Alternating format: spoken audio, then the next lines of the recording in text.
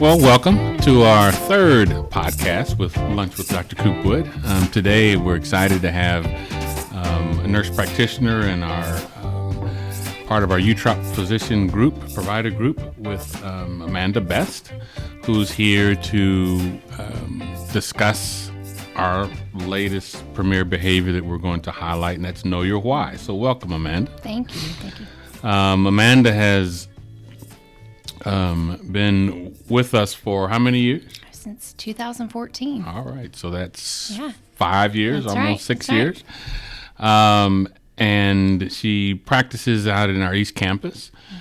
She's a internal medicine nurse practitioner, and she just is returning back, or has returned back from maternity leave. Right. So I hear there's the cutest little boy at home.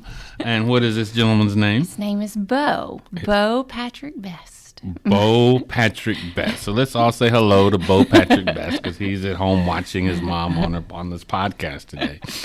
And so we want to focus this podcast around one of our premier behaviors that we're highlighting, and that's Know Your Why. Mm-hmm. And I understand you grew up in Mississippi, and somewhere along the way, and I'll let you tell the story, how you became interested in healthcare. So I actually started in high school working at a local pharmacy in Mississippi.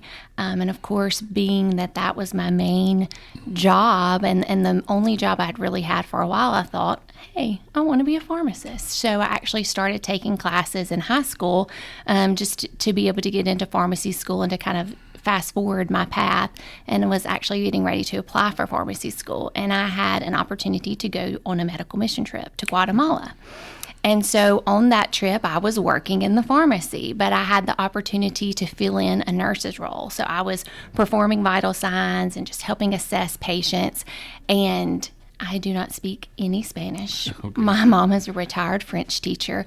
I had no way of communicating with these patients except by smiles and eye contact. And I fell in love with the nursing role then and the hands-on role that I had with the patients. And I literally called my parents from Guatemala and I said, I am quitting pharmacy school and I'm going to nursing school. And thank goodness I have such supportive parents, and they backed me 100%, and I have never looked back, and it has been the best decision I've ever made. Well, very good. Well, we're glad that you made that decision, even though we might have could have used you in the pharmacy. But from what I understand, you do such a great job taking care of our patients on the East Campus.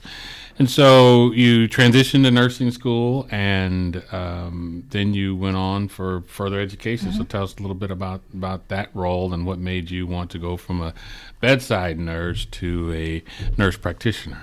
I went into nursing school and I studied hard, did really well, made great grades. I ended up in Tupelo, Mississippi, and I worked in the intensive care unit. And at that time, I thought I wanted to be a CRNA maybe. And so I had shadowed a few, wonderful role, and I loved it.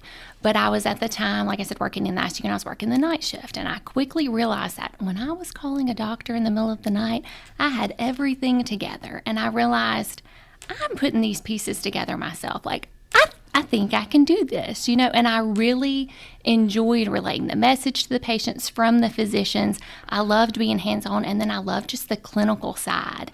And so I decided to change my role into do nurse practitioner, and so I found a local nurse practitioner, asked her if I could shadow her, and fell in love from then on out. I loved, again, just the hands-on portion of it.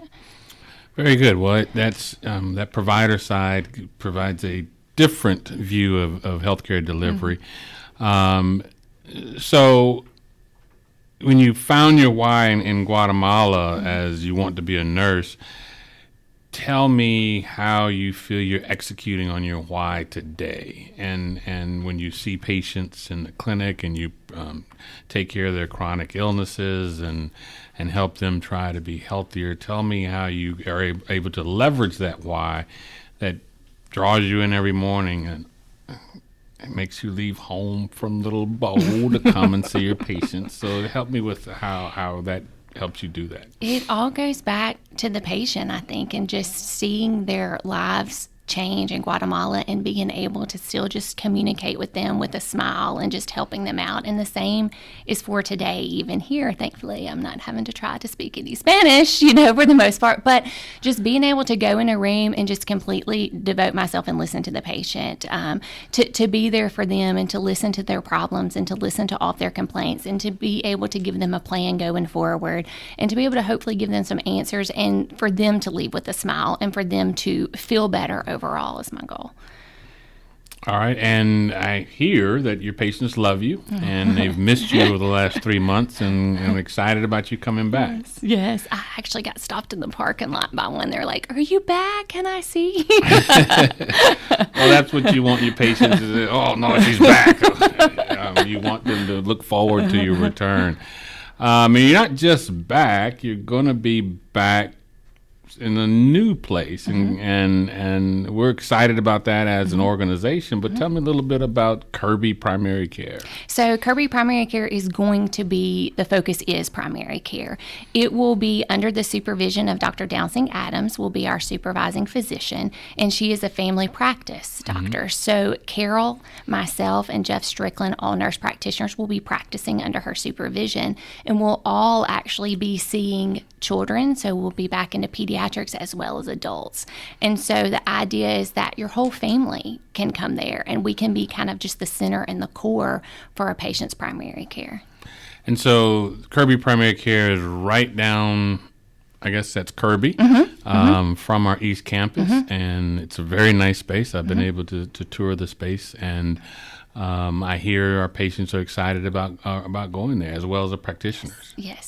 I love to tell patients on a sunny day, you could walk there from our current location, or I describe it, I'm like, it's just on the other side of Kroger. And they're like, oh, okay. Well, very, very good. I take that shortcut when I take my daughters to school every morning. That's my beat the red light shortcut to turn down that street. So how do you...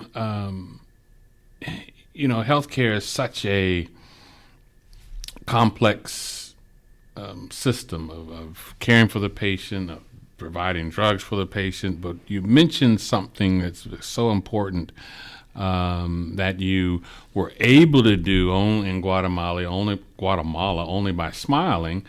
But you said you like to listen and take time to your patients. Explain how important that is and how that makes patients feel, because so much now healthcare is we don't have time or we don't take the time to listen. But I hear that you take the old-fashioned approach that you want to hear your patients. So tell me a little bit about that. I actually do. I think that today's day and age, which computer charting I have a love-hate relationship with, because sometimes if you're just staring at the computer, you're not taking care of the computer. And I know documentation, charting, and everything is important, but the person in front of you is more important. So I think that, to go in the room, be able to sit down and turn around and face my patient, to ask them, what are we doing here today? What problems are you having? And to listen, because that's what most patients are there for to begin with. And most of the people I see usually aren't feeling well. So usually, they're sick or have a problem going on and they just want someone to listen, but also that helps cue me in to what's going on and to be able to properly diagnose them. Is just listen to your patient. And that's a very important part of communicating in that. So as you return back from maternity leave, and maybe one day you'll bring Bo, and we'll bring Bo on the podcast so everyone can see Bo. But as you return from maternity leave, tell me how Amanda, the nurse practitioner, now Amanda, the nurse practitioner and mother, how that has helped you in the way that you see your patients and their needs, and has that changed you at all? Oh, absolutely. You actually caught me. Today is my first full week back. So, of course, on the drive to work today, there were quite a few tears when I was leaving baby Bo, but I also try to remind myself that another reason and another why for me is now him. I mean, not only to be able to provide for my family, but I want to be a role model for him. I want him to look at mom and know that mom's made a difference and mom's helped patients and helps other people, but also I'm able to juggle life as his mom, but also to have a career, and it's also made me so much more empathetic and compassionate to my patients who are mothers, because I think now looking back, I can actually think of several patients I've seen who had a lot of trouble going back to work with just anxiety and struggling with being that mom and then being the career woman as well. And so I think it makes me sympathize more with them and to put in that role. But I also think more to listen to them. But I think it's also a great time for me to start seeing pediatric patients again. Well, I was going to mention that. I hear that we'll have little kids running around out there at Kirby Primary Care. So we'll have pediatrics available out there as well. Absolutely, we will. It's been a little bit for me seeing pediatrics, but I know I'm going to jump right back in, especially with wonderful supervision that we'll have with Dr. Downsing Adams. So you'll have a little different perspective of the mom who comes with a complaint that might not be that urgent, but to her it's life-threatening. 100%. Right. I think that I'll really be able to put myself in their shoes, and I want to treat every patient just like I want to be treated, or I want my family to be treated. And so I'm yet again listening. All right. And so over there, can you tell me it will be how many nurse practitioners? And 3 nurse practitioners and 1 physician. Okay. But I've also been told that midwives are going to come a little too. So we're going to be able to add in that portion and see patients who are pregnant and expecting. And I think that'll be great as well. It's an exciting addition to all of our places where patients can access Regional One Health. Our premier behaviors were developed in a way that we execute on them, from the way we treat our patients, the way we treat each other. We'll be able to reach premier status. And that's what we're ultimately doing, because our patients and our families and all of our employees will benefit from an organization that has reached premier status. And so when we look at what we do in the East Campus at Kirby and Quince, what we'll now start in another month or so doing at Kirby Primary Care, it's just exciting to see and have people like you who are excited about taking care of our patients. So any last things that you would like to share that ties your why into your what, and your what is what you do every day? I know for myself, waking up every morning, my why is to come and continue to grow Regional One Health, continue to make it better, continue to find new opportunities for the provision of care. Tell me, as you enter this last phase and tie it all together, from pharmacy to nursing to the Guatemala experience to your practice at East Campus and now your new site that's going to open at Kirby Primary Care, tell me how all that wraps up together to make you feel at the end of the day, and then you can end it with another story of both. I think it just all goes back to the patient.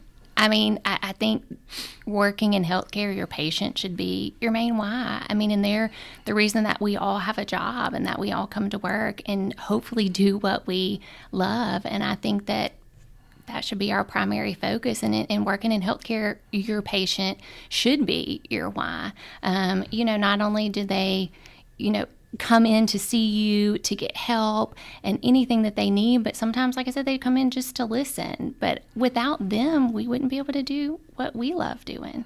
And so I think the moral of the story is everything, ties in, is it's all about the patient. Very good. And our patients appreciate your care for them. The smile you received in Guatemala, I'm sure Bo has given you that smile in 3 months. Yes. Can't really talk a whole lot, probably cries. But he knows his mom is there, and I'm sure he looks forward every afternoon when you get back home to play with you some more. So thank you, Amanda, for being a part of Regional One Health, providing great care for our patients. Thank you for being on Lunch with Dr. Coopwood podcast. And we look forward to seeing your practice flourish and continue to grow as you execute on your why on a daily basis. Great. Thank you for having me. That's great.